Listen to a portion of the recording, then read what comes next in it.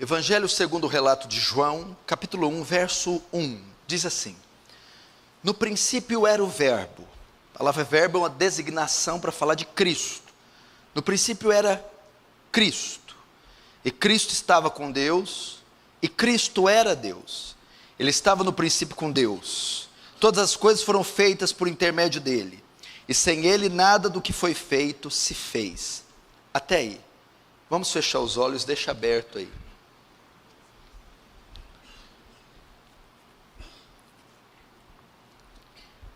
Pai Santo, mais uma vez nos colocamos diante de Ti e da Sua destra fiel, cônscios da Sua beleza, da Sua multiforme graça e da expressão máxima do Seu amor na pessoa do Seu Filho.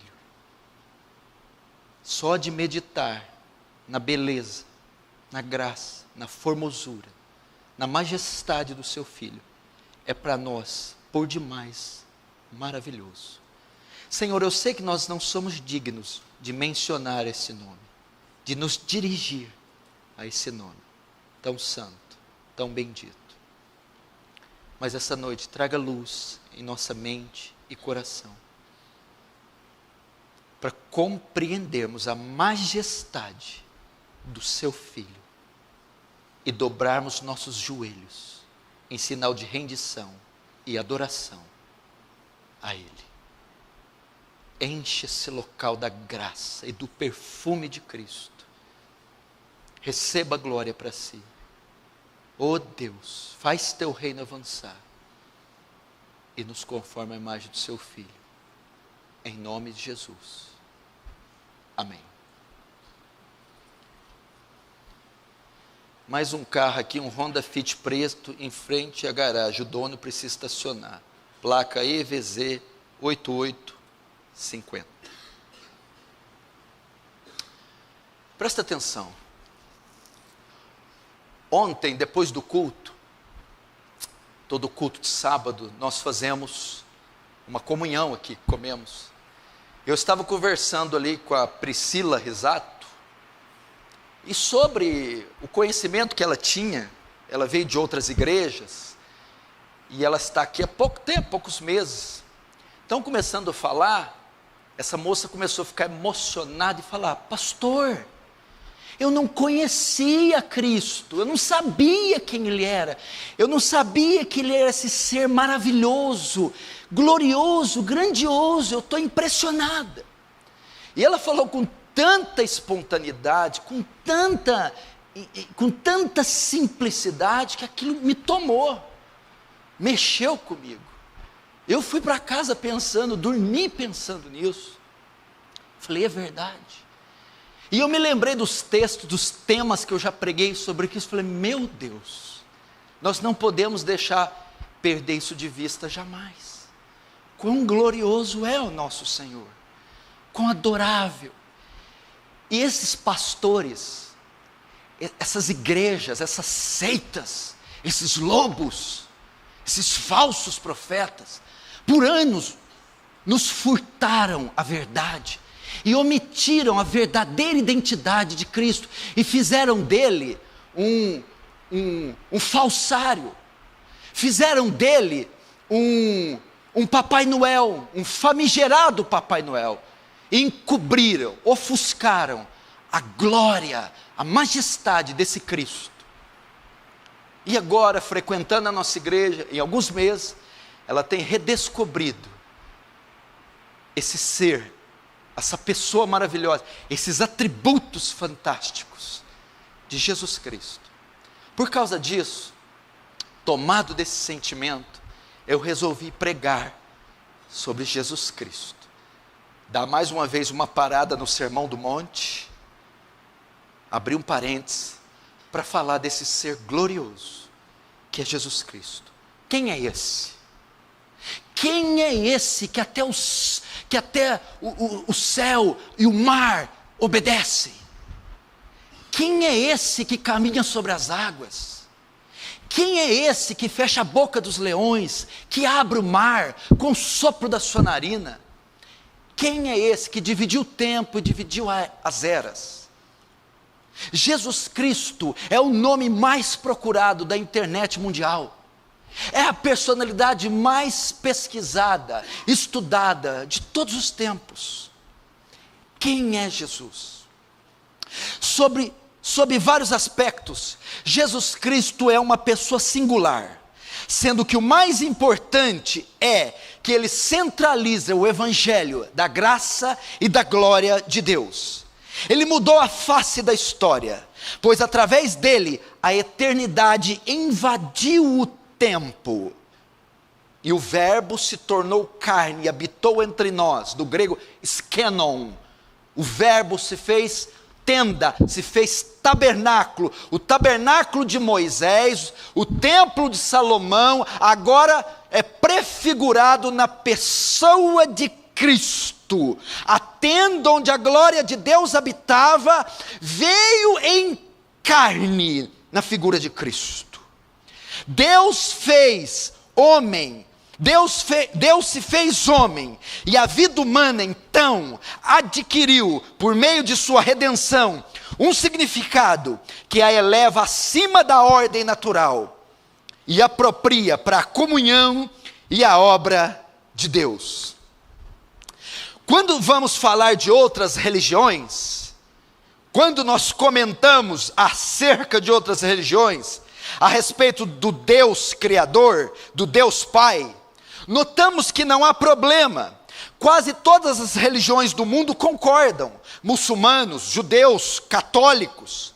Entretanto, quando falamos de Jesus Cristo, sua divindade, filiação, Jesus Cristo sendo representante legal de Deus, sua encarnação, aí é que se encontra o problema. Ele é a pedra angular. Ele é a pedra de esquina, ele é o fundamento onde a nossa fé é construída, mas ele também é a pedra de tropeço, ele é a pedra de escândalo que trava todas as outras religiões. E nós abrimos num texto, 1 João capítulo 1, os versos iniciais, contém uma das referências mais encantadoras a respeito do caráter de Jesus. E nós vamos iniciar fazendo aqui um pequeno estudozinho, um mini estudo sobre cristologia, a doutrina de Cristo, o estudo a respeito de Cristo. Seriam necessários dias e dias, conferências e conferências, e nós não esgotaríamos o tema. E eu, na sabedoria de Deus, pelo Espírito de Deus, vou tentar resumir em um sermão a doutrina de Cristo, iniciando por esse texto. 1 João, os versos iniciais, nós temos aqui uma das referências mais adoráveis, formidáveis sobre Jesus. Este texto afirma que Cristo é distinto de Deus, ele afirma que ele é divino, que ele é eterno e que ele é o agente da criação. Vamos começar. O texto diz: no princípio era o verbo, e o verbo estava com Deus, e o verbo era Deus. Ele estava no princípio com Deus. Todas as coisas foram feitas por ele, sem ele nada do que foi feito se fez. Primeiro, Jesus e Deus não são a mesma pessoa. Jesus é distinto de Deus, porque a Bíblia diz: no princípio era o verbo, e o verbo estava com Deus. O verbo estava junto com Deus. A palavra verbo no grego é logos, porque a ideia grega de logos é sabedoria divina, palavra divina. Então o logos de Deus é Cristo, ele é a verdadeira sabedoria, a verdadeira palavra divina. Trazendo para nós, quando se diz verbo, Cristo, e Cristo estava com Deus, ele é distinto de Deus. É o que chamamos da Trindade: Pai, Deus Filho e Deus Espírito. Deus é um em essência e três em caráter. Fica muito difícil explicar a Trindade, mas pelo relato bíblico nós sabemos que a Trindade é bíblica. Então, no princípio estava Deus Pai e Deus Filho. Primeiro, Cristo é distinto de Deus. Existe Deus Pai e Deus Filho. Segundo, Jesus é divino. E o Verbo era Deus. O Verbo estava com Deus, mas o Verbo também era Deus. Cristo é distinto de Deus, porque estava junto com Deus. E Cristo é divino, porque Cristo também é Deus. A Bíblia atribui a divindade a Ele. Não só Ele é um profeta, um oráculo, um enviado de Deus, não é uma criatura, como os testemunhos de Jeová dizem, Ele é divino. Jesus é Deus. Tanto é Deus que Jesus também é eterno. O texto diz, Ele estava no princípio com Deus. Que princípio? Antes da criação, antes do cosmos ser criado, antes que tudo viesse a existir, Cristo já estava. Então Ele é distinto de Deus, divino como Deus, e Ele é eterno como Deus. Tão eterno, tão divino, que a Bíblia também diz assim, e o Verbo estava com Deus. O verbo estava com, no grego, quer dizer prós, ao lado, perante, em. Quando diz que o verbo estava com Deus, fala de uma relação tão íntima, de Deus Filho com Deus Pai, tão próxima. É como se o termo grego apontasse para uma frase assim, ó, um estava no outro. João está dizendo que o verbo estava de tal forma com Deus, que praticamente um era o outro.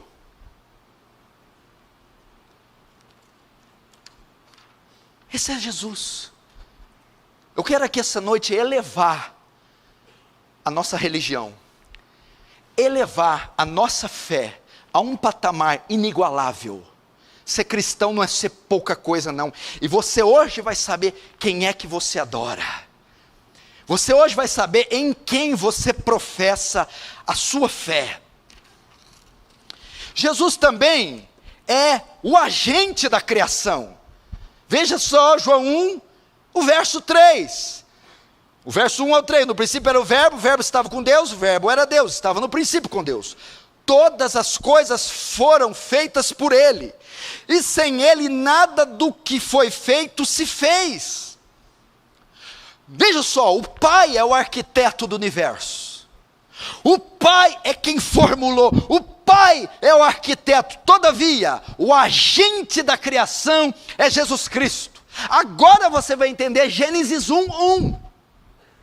Agora você vai entender Gênesis 1, versículo 1. No princípio, Deus criou os céus e a terra era sem forma, a terra porém era sem forma e vazia. O Espírito de Deus se movia sobre a face das águas. E disse Deus, haja luz, e houve luz. Ok? Você viu o verbo aí? Não viu? Oh. Deus criou a luz, quando Ele disse, haja luz.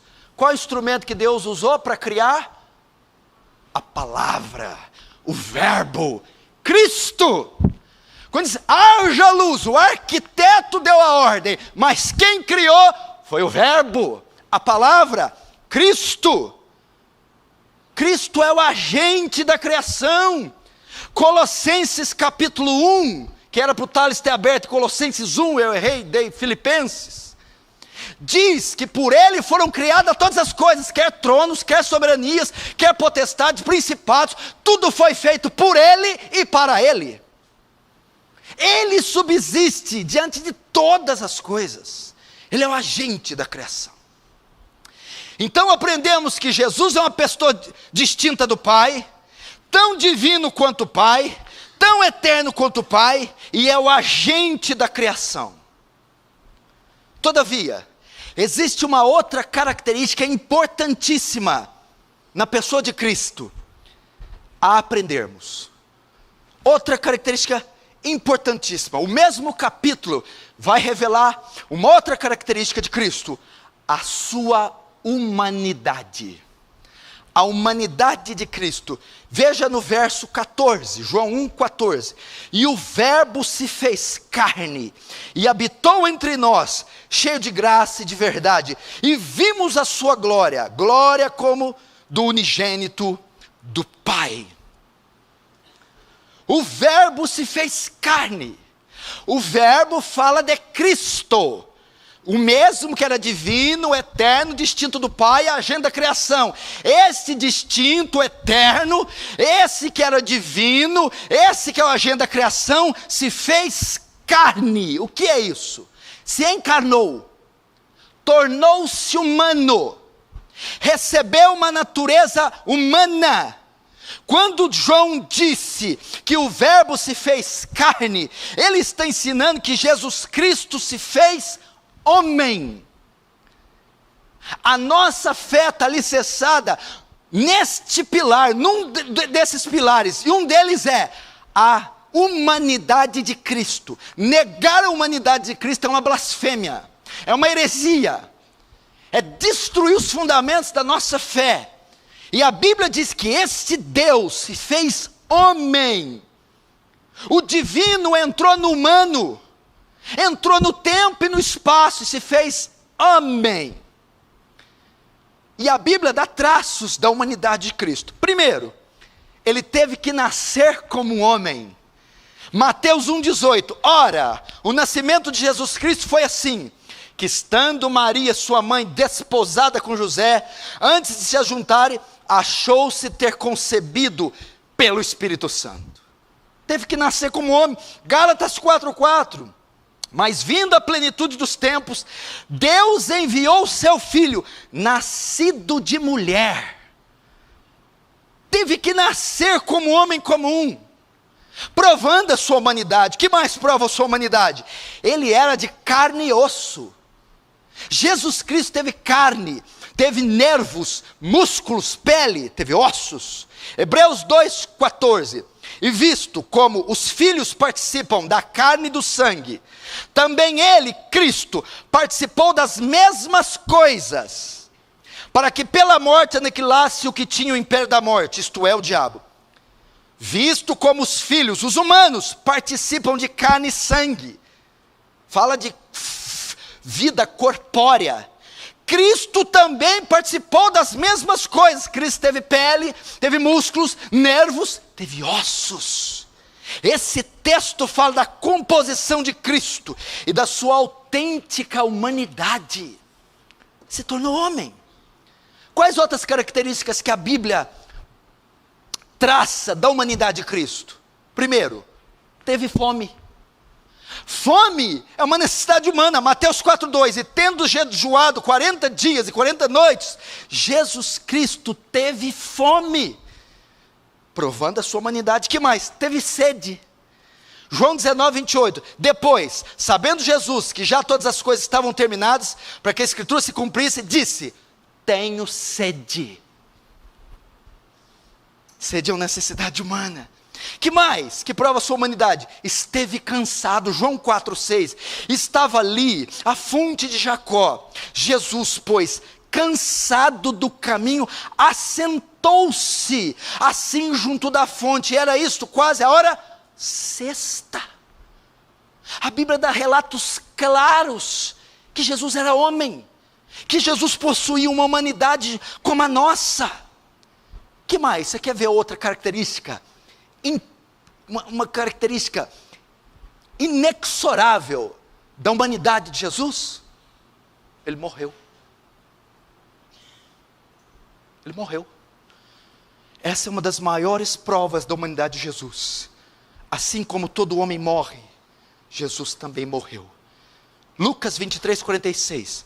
E clamando Jesus com grande voz disse: Pai, nas tuas mãos entrego o meu espírito.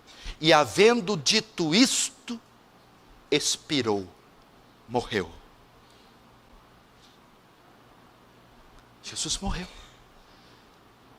O Deus que nós servimos tinha pele, ossos, nervos e as mesmas fraquezas que nós. Agora, por que era necessário que esse Jesus fosse plenamente humano?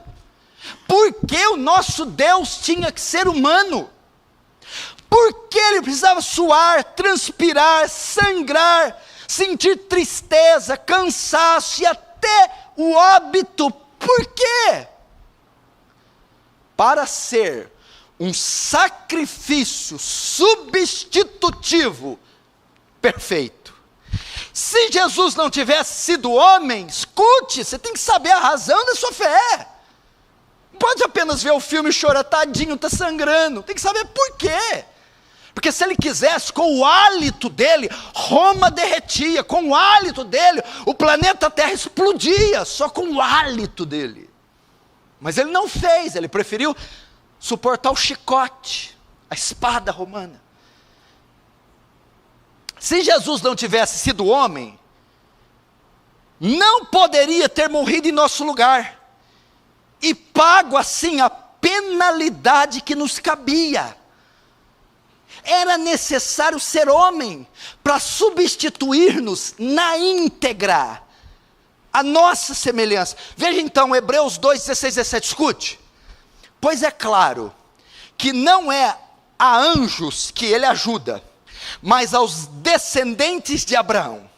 Por essa razão era necessário que ele se tornasse semelhante aos seus irmãos, homem, ter carne. Por quê? Em todos os aspectos, para se tornar sumo sacerdote, misericordioso e fiel com relação a Deus, e assim, se tornando homem, fazer propiciação pelos pecados do povo. Propiciação, sacrifício substitutivo, que quita a nossa dívida com Deus, que aplaca a ira de Deus, que satisfaz as demandas da justiça de Deus. Por isso ele se tornou homem. O plano foi genial, a encarnação é genial. Por que ele teve que ser homem? Para ser um sacrifício substitutivo. Segundo, para se compadecer de nós, como sumo sacerdote. Ele tinha que se tornar homem, para experimentar nossas dores, é assim poder nos assistir. Hebreus 4,15, declaração elegante, clássica, porque não temos um sumo sacerdote que não possa compadecer-se das nossas fraquezas, porém nós temos um que, como nós, em tudo foi tentado, a nossa semelhança, porém sem pecado. Nós temos um que suou, nós temos um que chorou, temos um que sofreu, sabe o que é a agonia de um homem, sabe que é a tentação de um homem, sabe os limites da natureza humana, então pode nos atender, pode nos socorrer. Se Jesus não fosse homem, não teria sido capaz de conhecer por experiência o que sofremos em nossas tentações e lutas diárias nessa vida. Porém, sendo homem, ele pode socorrer os que são tentados e os que são provados. Conclusão: Cristo é plenamente humano. Sentiu sede, sono, cansaço, chorou, teve carne, nasceu como um homem comum e até conheceu o óbito, morreu. Entretanto, todavia, não obstante, sem embargo, para completar o ensino bíblico acerca de Jesus Cristo, precisamos não só declarar que ele era humano. Se eu defender só esse ponto, essa natureza de Cristo, eu ainda sou um herege. Eu não posso dizer que ele é só humano. Para compreender a doutrina de Cristo, a cristologia, eu não posso dizer e declarar que ele é somente plenamente humano. Mas Cristo também é plenamente divino. Não é 99,999 divino, é 100% divino. E não é 99,99900 humano, é 100% humano. Vamos ver agora a divindade de Cristo. O concílio de Nicéia, no ano 325, depois de Cristo, declara a divindade de Cristo, afirma. Concílios eram reuniões de autoridades religiosas que decidiam as doutrinas. Este concílio, essa reunião com os clérigos, com os teólogos, com os estudiosos, ela afirma no ano 325 depois de Cristo a divindade de Cristo. Confirmam, Cristo é plenamente divino. Tivemos uma seita nesses primeiros séculos chamada arianismo, criada por Ário, um bispo de Alexandria que morreu em 335 depois de Cristo. Ele criou a heresia chamada arianismo. O que esse postulado ensinava? Que nem Cristo nem o Espírito Santo existiam eternamente, mas somente foram criados simplesmente para o processo da redenção do homem. E uma vez que foram criados, não poderiam ser divinos. Esse bispo de Alexandria negava uma das naturezas de Cristo. Cristo é só humano, mas não é divino. Eram as testemunhas de Jeová dos primeiros séculos, TJs, por isso que são uma aberração, uma abominação para Deus, esse testemunho de Jeová. Sabe o que esses testemunhos de Jeová ensinam? Porque é uma seita abominável, que Jesus Cristo é uma criatura. Igual Deus criou o leão, o macaco, a baleia, criou Jesus. Aberração. Ário cria nisso. O arianismo roubou a divindade de Cristo, e é o que as testemunhas de Jeová dizem. Agora vamos ver o que a Bíblia diz sobre a divindade de Cristo. A Bíblia já provou que ele era completamente, plenamente homem, humano. Vamos ver se a Bíblia prova a sua divindade. A palavra Deus que a Bíblia usa para se referir a Deus no grego, é a palavra Theos. Então todas as vezes que a língua grega na Bíblia quer se referir a Deus Pai, Deus Criador, se usa a palavra Theos. Theos no grego quer dizer Deus. Esse termo só Deus pode usar. Theos quer dizer Deus. Então, se a Bíblia usa Theos para Jesus, significa que Jesus é Deus. No princípio era o verbo estava com Deus, e o verbo era Theos, Deus. João 20, 28. Tomé respondeu e disse a Jesus: Senhor meu e Theos meu, e Deus meu. O termo também é Theos. Romanos 9, 5. Os quais são os pais, e dos quais é Cristo segundo a carne, o qual é sobre todos Deus, Theos, bendito eternamente, amém. Então a Bíblia atribui a Jesus a divindade, trata Jesus como Deus, ao usar termos que só Deus pode receber. Que mais revela a divindade de Jesus? Outro termo para Deus é o grego Kyrios. A palavra Senhor, Kyrios, é atribuída a Jesus Cristo. A Septuaginta, que é a tradução do Antigo Testamento, do hebraico para o grego, emprega a palavra Kyrios como tradução do nome Yahvé, ou Jeová, que quer dizer Senhor. A palavra Kyrios é empregada para traduzir o nome do Senhor 6.814 vezes no Antigo Testamento. 6.814 vezes. Quando foi traduzir a Bíblia do Antigo Testamento hebraica para a grega, usou a palavra para Jeová, Kyrios, Senhor. Então, quando você lê Kyrios, está dizendo de Deus, Jeová, o Senhor, ok? Então, qualquer leitor grego da época do Novo Testamento, que conhecesse um pouco do Antigo Testamento e do grego, reconheceria a palavra Senhor como sendo dirigida ao Criador, a Deus Pai, ao mantenedor do céu e da terra, ao Deus onipotente. Ou seja, quem lesse o Novo Testamento se referindo a Jesus como Kyrios, saberia que o autor estava dizendo: aquele homem é Deus. E o Novo Testamento, para Jesus, usa a palavra Theos e usa a palavra Kyrios. Veja só, Lucas 2,11, pois na cidade de Davi vos nasceu hoje o Salvador, que é Cristo, o Senhor Quírios. Yahvé. Mateus 3,3, este é o anunciado pelo profeta Isaías, que diz, voz do que clama no deserto, preparai o caminho do Quírios, Senhor. Mateus 22, 44, 45, disse o Senhor Quírios, ao meu Senhor Quírios, assenta-te à minha direita. Veja só, disse o Senhor Quírios ao meu Senhor Quírios. O que é isso? Disse o Senhor, Deus, ao meu Senhor Cristo. Deus falando com Jesus. Disse o Senhor, Yahvé, ao meu Senhor. Davi está ilustrando uma palavra dada de Deus para Jesus.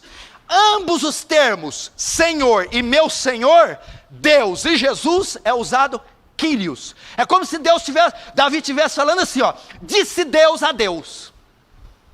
Disse Deus a Deus, assenta-te à minha direita até que eu ponha os teus inimigos por escabelo dos teus pés. Que coisa tremenda. Disse Deus a Deus, ou melhor, disse Deus Pai a Deus Filho. Assenta-te à minha direita até que eu ponha os teus inimigos por escabelo dos teus pés. De maneira nenhuma a Escritura rebaixa Jesus ao nível das criaturas. Atos 2,36, saiba pois com certeza toda a casa de Israel, que esse Jesus a quem vós crucificasse, Deus, veja só, o fez Senhor e Cristo. Vamos para o grego. Saiba pois com certeza toda a casa de Israel, que esse Jesus a quem vós crucificaste, Deus o fez Quírios. Deus o fez Deus. É isso que o texto está dizendo. Deus é atribuído para Deus Pai e Quírios para Deus Filho. A Bíblia então usa termos para Jesus que só podem ser usados para Deus. Ou seja, Ele é divino. Vamos ver sinais que Jesus possuía atributos da divindade. Tem atributos que só Deus tem. Atributos comunicáveis e incomunicáveis. O que são atributos? Características de Deus. Justiça, amor, bondade, santidade, onipotência, onisciência e onipresença. Atributos. Mas dentro dos atributos de Deus há duas categorias. Atributos comunicáveis e atributos incomunicáveis. Atributos comunicáveis. Deus comunica com a criação. Ele partilha. Amor. Deus tem amor, nós temos amor. Justiça, Deus tem justiça, nós temos justiça. Atributos que Ele comunica. E tem a outra categoria, atributos incomunicáveis. Só Deus tem, Ele não comunica com ninguém. Onipotência, onisciência, onipresença. Ninguém mais tem, só Deus tem. Cristo tem os mesmos atributos que Deus. Como é que Cristo pode ter atributo que só Deus tem? É porque Cristo é Deus. Vamos ver. Primeiro, sinais que Jesus possuía atributos da divindade. Onipotência. Jesus multiplicou pães e peixes. Mateus 14 e 19. Só Deus pode fazer isso. Acalmou a tempestade no mar. Mateus 8, 26, 27. Só Deus pode fazer isso. Transformou a água em vinho. João 2, verso 1 a 11. Jesus era onipotente. Que mais? Segundo atributo que só Deus tem. Eternidade. O que é eternidade? Que atributo é esse? Deus não tem começo e nem vai ter fim. Deus sempre existiu. Ele é eterno.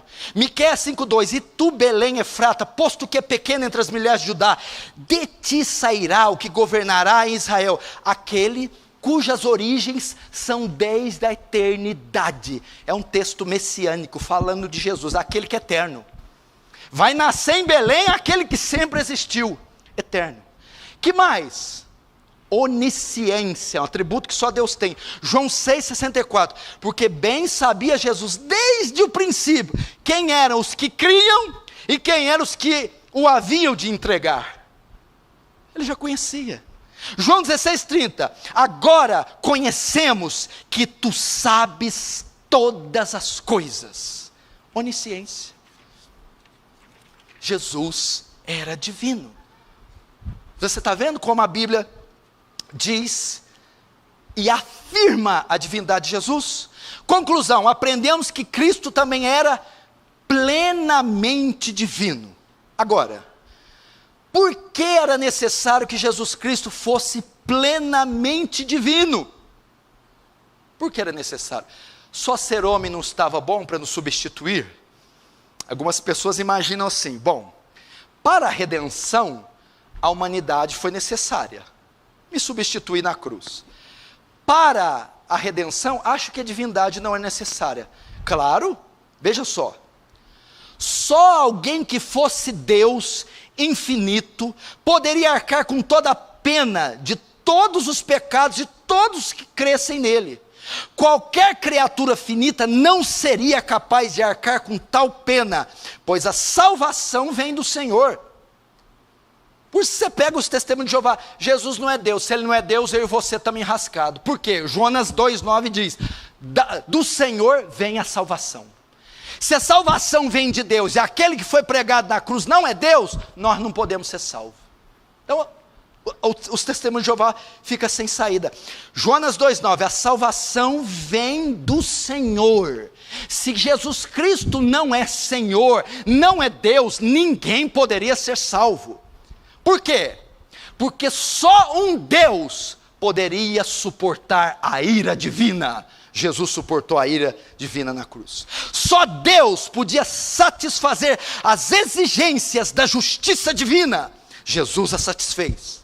Só Deus poderia pagar por uma ofensa eterna feita a um Deus eterno. Jesus pagou. Só um Deus poderia a si mesmo ressuscitar dos mortos. Jesus ressuscitou a si mesmo. E só um Deus poderia fazer mediação entre Deus e os homens. 1 Timóteo 2,5. Só há um mediador entre Deus e os homens: Jesus Cristo, o homem. Jesus era 100% Deus, 100% homem. Tinha que ser homem para nos substituir naquela cruz. Tinha que ser Deus para suportar todo o peso e o pagamento da nossa dívida. Mas não para só até, não para aí não. O negócio vai longe. Vem cá, responde para mim.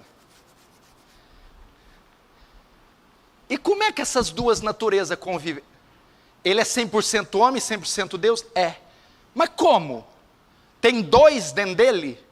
Ou é ele, humano, e a forma espírito que anda do lado dele? O divino anda invisível, e o humano anda. Como é que é isso? Vamos entender agora a união das duas naturezas. É uma coisa profunda, tremenda. A encarnação de Cristo, a encarnação de Deus, o que acontece na encarnação? A divindade e a humanidade habitam em uma única pessoa. Com a encarnação de Deus, a divindade e a humanidade habitam na pessoa única de Cristo. Escute, o grande mistério da encarnação de Cristo reside no fato de não ser Cristo só plenamente divino e plenamente humano. Não. Cristo ter encarnado não quer dizer que ele é só plenamente divino, nem plenamente humano. Tá, e o que quer dizer? Mas dessas duas naturezas fazem parte de uma só pessoa, a saber, Cristo. As duas naturezas estão juntas em Cristo.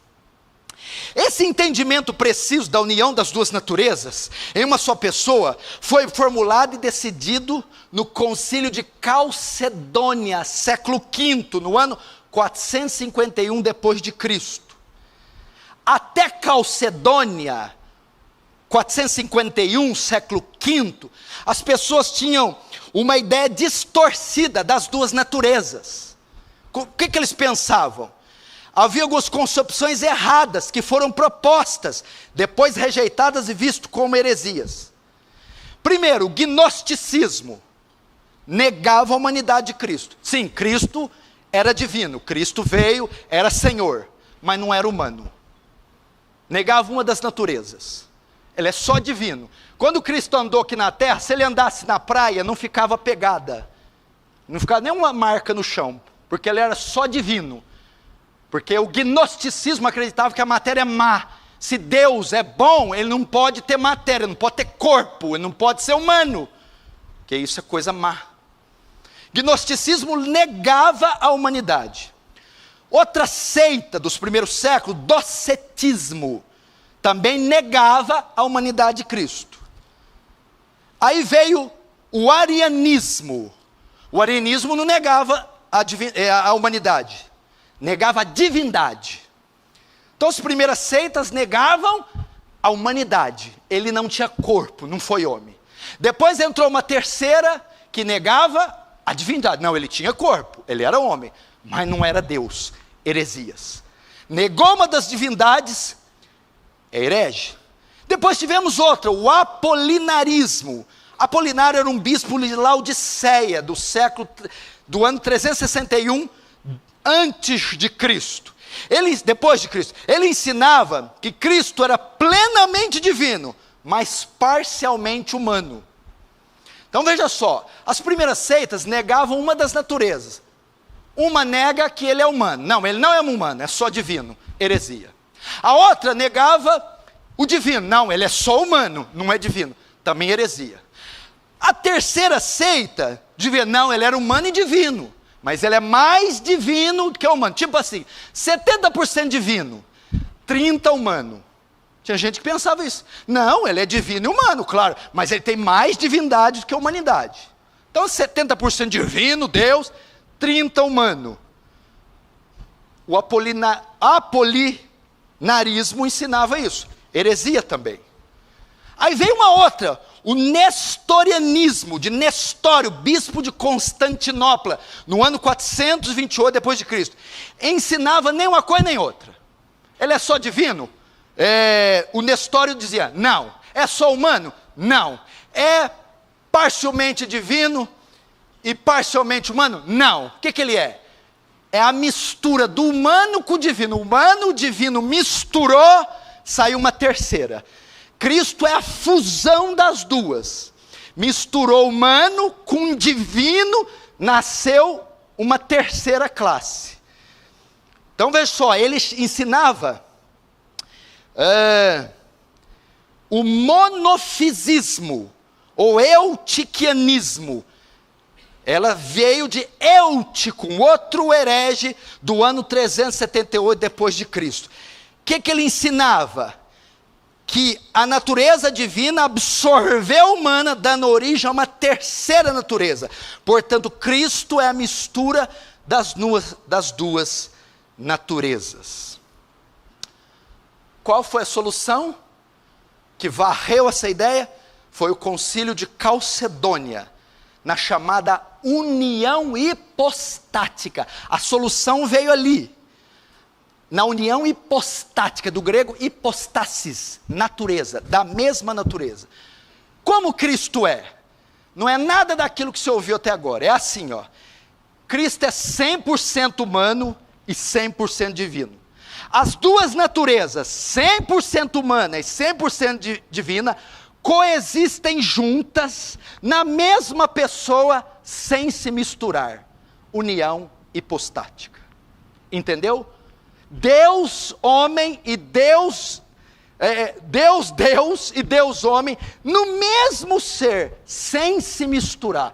Ele não é 70 divino e 30 humano, não é a mistura do divino com o humano e dando uma terceira, não é só divino nem só humano.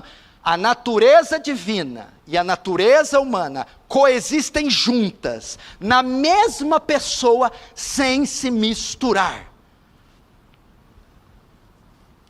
O dicionário Baker diz assim: na encarnação do Filho de Deus, uma natureza humana se uniu inseparavelmente e para sempre com a natureza divina na pessoa de Jesus Cristo. Enquanto as duas naturezas permanecem distintas, completas e sem mudança, sem misturar-se ou confundir-se, de maneira que uma única pessoa resultou ser verdadeiro Deus e verdadeiro homem. Você quer ver isso? A Bíblia dando a prova que ele é 100% divino e 100% humano na mesma pessoa. Mateus 8, 24, 27, na mesma passagem. Eles estão viajando no barco. Acontece uma tempestade, não é? Enquanto acontece a tempestade, Jesus está fazendo o quê?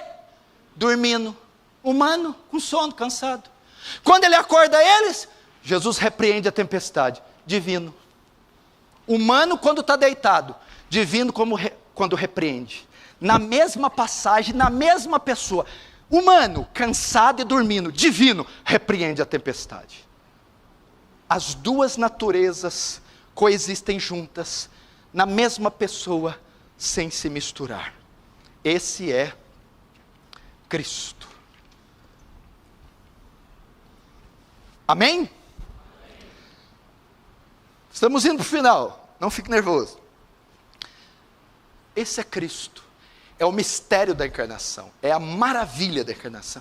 Agora vamos para os ofícios de Cristo. Quem é Cristo? Quais são as funções do Filho de Deus? Ofícios são funções. Os ofícios de Cristo, quais são as funções? No Antigo Testamento havia 3 tipos de líderes, 3 tipos de cargo: o profeta, o sacerdote e o rei. Profeta era aquele que revelava a vontade de Deus ao povo, e às vezes predizia o futuro. Podemos ver isso na figura de Natã, o profeta, segundo Samuel 7:2. Temos outro ofício, do sacerdote. Era aquele que oferecia sacrifício para o perdão dos pecados, na figura de Abiatar, 1 Samuel 37. E rei, era o líder do povo, o governante, o chefe máximo da nação. Vemos isso na figura de Davi, 2 Samuel 5:3. Esses 3 ofícios demonstram a obra de Cristo. Quando Cristo veio, ele assumiu essas 3 formas, esses 3 ofícios. Cristo é o nosso profeta, o nosso sumo sacerdote e o nosso rei. Cristo tinha esses 3 ofícios. Primeiro, como nosso profeta, Cristo revelou e transmitiu a palavra de Deus ao seu povo. Deuteronômio faz uma profecia, uma menção dele. Deuteronômio 18, 15 e 18. O Senhor teu Deus te levantará um profeta no meio de ti. De teus irmãos, como eu, a ele ouvireis. Então o Senhor me disse: eis, lhe suscitarei um profeta do meio dos seus irmãos, como tu, e porei as minhas palavras na sua boca, e ele lhes falará tudo o que eu lhe ordenar. É uma profecia do Antigo Testamento que Deus ia levantar o grande profeta. Estava falando de Cristo. Cristo veio, anunciou a palavra de Deus. Cristo veio, anunciou o reino de Deus. Cristo veio e profetizou sobre o futuro. Ele é o nosso profeta. Segundo, Cristo também assumiu a forma do sacerdote. Ele oferece um sacrifício para perdão dos pecados dos homens. Hebreus 4,14. Visto que temos um grande sumo sacerdote, Jesus, Filho de Deus, que penetrou nos céus. Ele é o sacerdote que ofereceu, que foi diante de Deus e foi mediador de uma nova e eterna aliança. E ele não só foi o sacerdote, mas também o próprio sacrifício. Hebreus 10:12. Mas este, havendo oferecido para sempre um único sacrifício pelos pecados, ele ofereceu si mesmo. Então Cristo é o nosso profeta, Cristo é o nosso sacerdote, e Cristo também é rei, o nosso rei. Ele governa a igreja e o próprio universo. Apocalipse 19:16, está escrito: e no manto e na sua coxa tem escrito esse nome: Rei dos reis e Senhor dos senhores. Cristo na função de profeta, a revelar a vontade e a palavra de Deus ao povo. Cristo como sacerdote, foi além do véu e ofereceu si mesmo como sacrifício. E Cristo como rei, quando ele disse: o meu reino não é desse mundo. Tudo bem, ele estava dizendo que não é desse mundo, mas ele está dizendo que ele tinha um reino, porque ele era um rei que há de governar. Abra comigo em João 16. Todos vocês, João 16.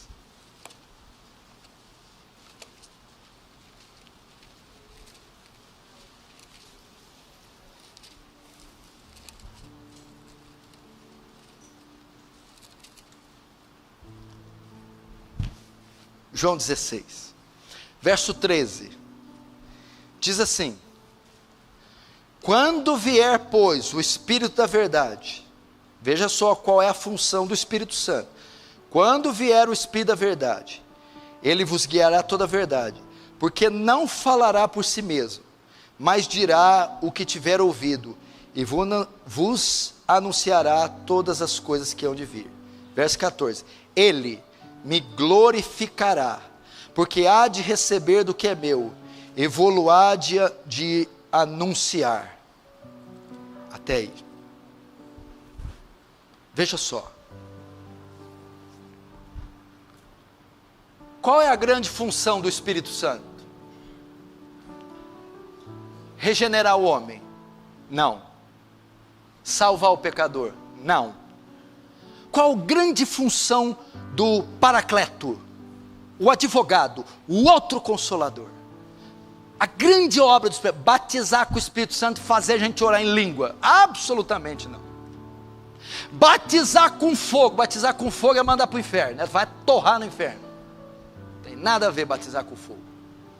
Qual é a grande função do Espírito? Dar dons para a igreja? Não.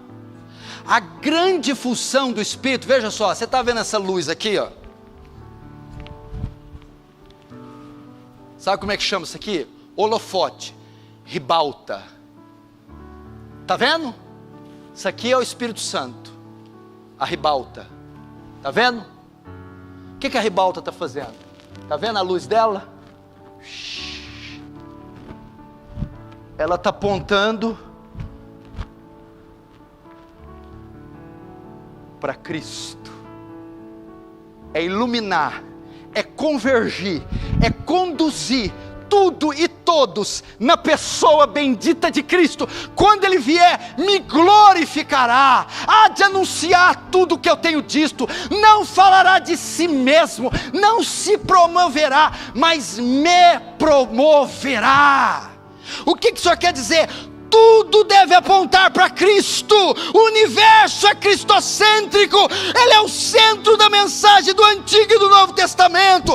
Todo o Velho Testamento aponta para Ele. No final Ele estará reinando e glorificando. Ele é o Alfa e o Ômega. Dele provém todas as coisas e nele converge todas as coisas. Ele é o princípio de tudo e Ele é o fim de tudo. O universo é cristocêntrico, meu irmão. Ele é o alfa e o ômega. Sabe o que quer dizer alfa? A primeira letra do alfabeto grego. Ômega, a última letra do alfabeto grego. A alfa quer dizer, ele é o alfa. Ele é a origem, a nascente de tudo, o início de tudo, é de onde tudo é sustentado, tudo é criado, tudo é feito, tudo provém, surge, nasce e é sustentado dele, através dele. Ele é o início e ômega. Ele é o fim de todas as coisas, sim. Não está dizendo só que ele é o fim de todas as coisas, o arremate de todas as coisas, é a convergência de todas as coisas. Ou seja, tudo que teve nele origem, é para que ele receba a glória, a ele o louvor, a ele o poder, o domínio, a exaltação. Tudo que existe contém as digitais de Cristo. É isso. E hoje, por meio dessa palavra, com a ajuda do Paracleto,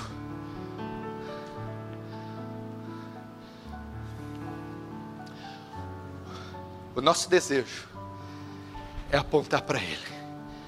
Eu podia ler Isaías 53 para você. Quem deu crédito à nossa pregação e a quem foi manifestado o braço do Senhor? Pois foi subindo como raiz de terra seca, era sem aparência e sem formosura, não tinha beleza nem formosura para que atraísse-nos. Verdadeiramente Ele levou sobre si os nossos pecados e as nossas iniquidades, tomou sobre si, e nós o reputávamos por aflito, ferido e oprimido de Deus. Fala de Cristo.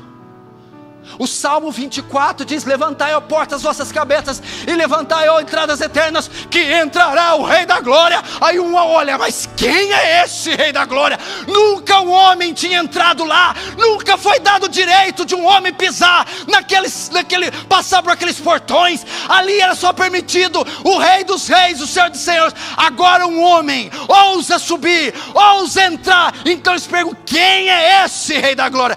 Note, quando ele saiu de lá, ele não tinha um corpo, ele não era homem. Agora que ele se encarna, ele ressuscita com corpo. Quem vai subir lá é 100% Deus, mas também é 100% homem. E eles dizem: quem é esse que ousa entrar? Quem é esse Rei da Glória? E alguém brada: calha a boca! O Senhor dos Exércitos! Quem está entrando aí é o Rei dos Reis, Senhor dos Senhores. Ele é o Rei da Glória. Os portões se abrem. O Cristo divino está entrando, junto com o Cristo humano. Meu irmão, é esse o nosso Deus. Aqui nós devemos dar glória. Você acha que eu vim perder meu tempo aqui para falar de Buda, de Maomé, de Aparecida, de Confúcio, de algum filósofo, de algum Deus? Não, querido. Nós estamos falando daquele que no terceiro dia, a Bíblia diz, solta as ânsias da morte. A morte tinha encorrentado ele estava cheio de grilhões da morte, mas no terceiro dia foram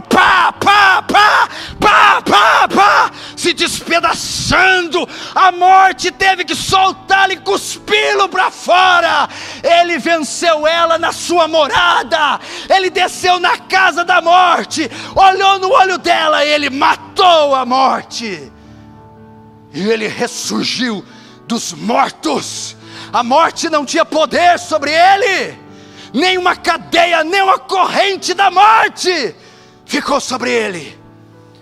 Ele aniquilou a morte.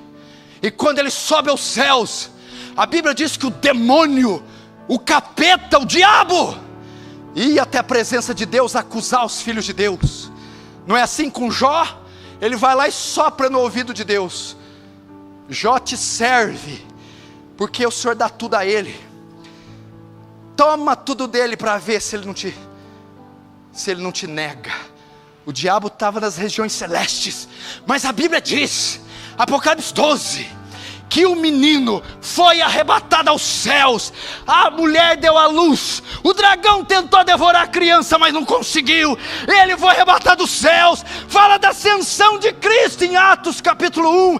Ele assunta aos céus. Ele vai sentar no trono, mas antes de sentar ele tem que fazer um serviço. Ele vai despojar principados e potestades e vai reduzi-los ao ridículo. O que é isso? Jesus vai lançar o dragão aqui na terra, vai expulsar o diabo e vai lançar por terra ele e todos os demônios.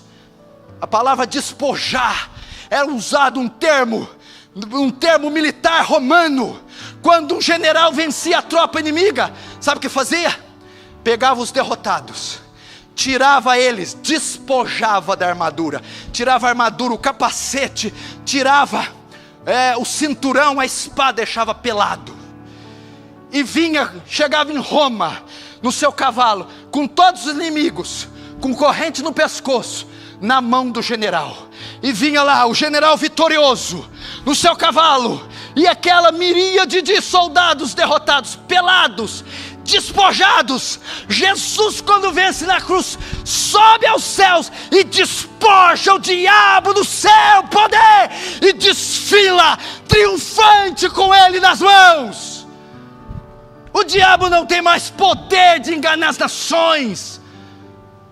Despojou ele do seu poder, despojou ele da sua autoridade, despojou ele da sua soberania.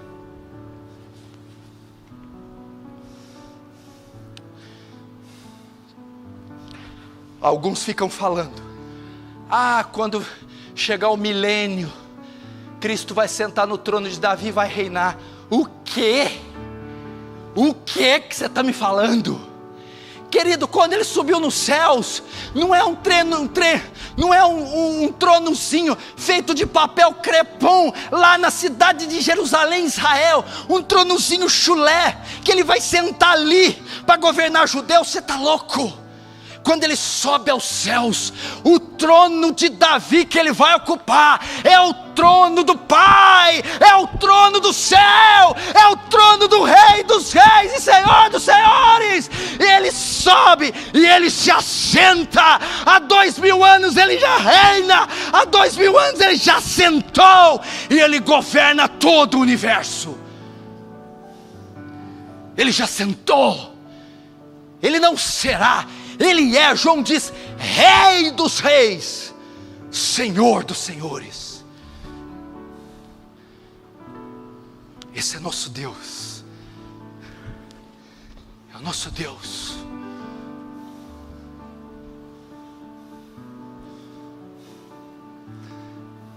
Esse é o Deus que você serve, o Deus que você crê. Você acha que é pouca coisa? A Bíblia diz: ah, irmão, vou ficar aqui até amanhã, eu não vou parar não. O que a Bíblia diz? Apocalipse capítulo 5. A Bíblia diz que João vê o trono de Deus, e Deus é sentado no trono. Deus está com o livro na mão e os 7 selos. Quem é digno de abrir o livro e desatar os seus selos? Então João começa a chorar, e o ancião diz: não chore, o cordeiro que foi morto, ele ressuscitou, e ele é digno de abrir o livro e desatar os seus selos. Então Cristo entra naquela sala, vitorioso, e toma na mão do Pai o livro, e começa a desatar os selos. A história do mundo está nas mãos de Cristo, a história da nossa vida está nas mãos dele. Ele tem o controle de toda a terra. Toda a terra. Toda a terra. Você está esperando um aumento de salário? Você está esperando uma menina bonita? Você está esperando din-din no seu bolso? Você está esperando uma nova reforma política? Eu não. Eu espero novos céus e nova terra. Eu espero aquele que está montado no cavalo branco. Eu espero ele, cujo nome é Verbo de Deus. Em breve ele virá. Em breve ele virá. Em breve ele virá. Em breve ele virá. Ah, meu irmão, existe Deus mais sublime, existe Deus mais maravilhoso do que esse. Diga para mim, não vale a pena você servir Ele? Não vale a pena. Não vale a pena estar aqui, glorificar Ele. Ele é maravilhoso.